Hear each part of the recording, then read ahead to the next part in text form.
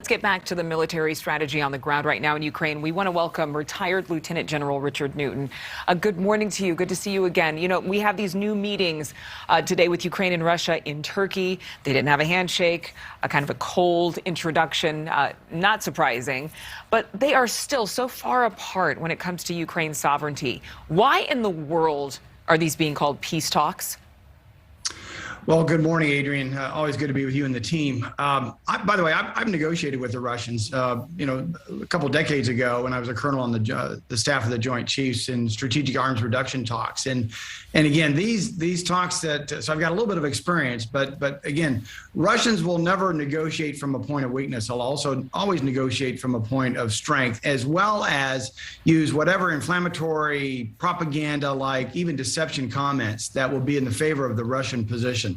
So to call them peace talks is really, frankly, neither here nor there. But we just have to understand that you cannot trust the Russians in any type of negotiations. They will strive always to negotiate from strength, and they will try to work down to the last final detail to get their position. But right now, with them on the heels, especially in the battlefield in Ukraine, again, I think it's a good sign that they're at the negotiating table. I want all instruments of national power to be used here to resolve this conflict, diplomatic, information, economic, military, and so forth. But nonetheless, again, I don't put a whole lot of stock in these talks at the moment. Yeah, I could not agree more. And it's not about my opinion, but I'm just saying it just seems like we have a long road to hoe. Facing, of course, a lot of this battle, a lot of folks in Ukraine, they've left or they're trying to flee. And there were at one time humanitarian corridors. We found out that some of those were shut down, but 3 opened just recently. And there were earlier reports that Ukrainians thought that these were dangerous pathways. In fact, that they might be rerouted to Russia.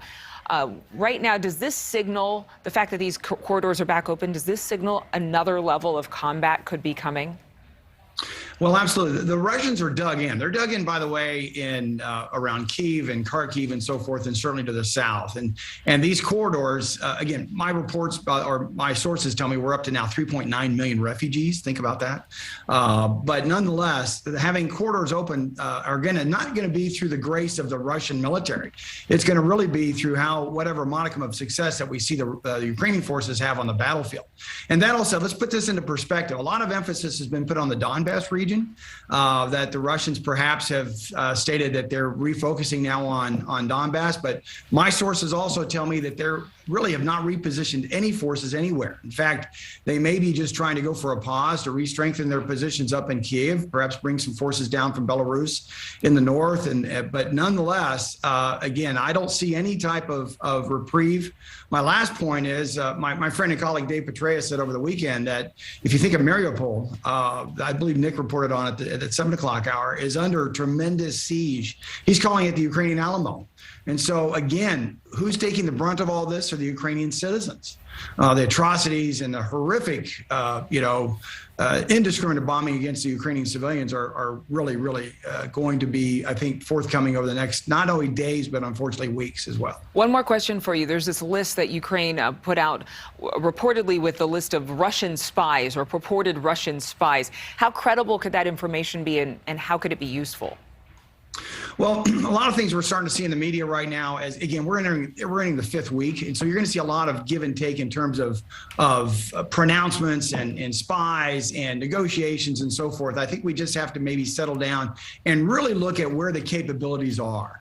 Are there really valid reports of spies throughout Europe and so forth? I don't put any stock in that at this point. Again, I think it's part of both information or maybe the disinformation campaign on both sides. It's another topic we could have in terms of the information war aspect of this. But the bottom line is I think we should still strongly support President Zelensky, the Ukrainian people, the Ukrainian military. Let's get them a winning strategy versus a strategy based on appeasement. Thank you so much for watching. Make sure to click on the red subscribe button below so you can get more of NewsNation's fact-driven, unbiased coverage.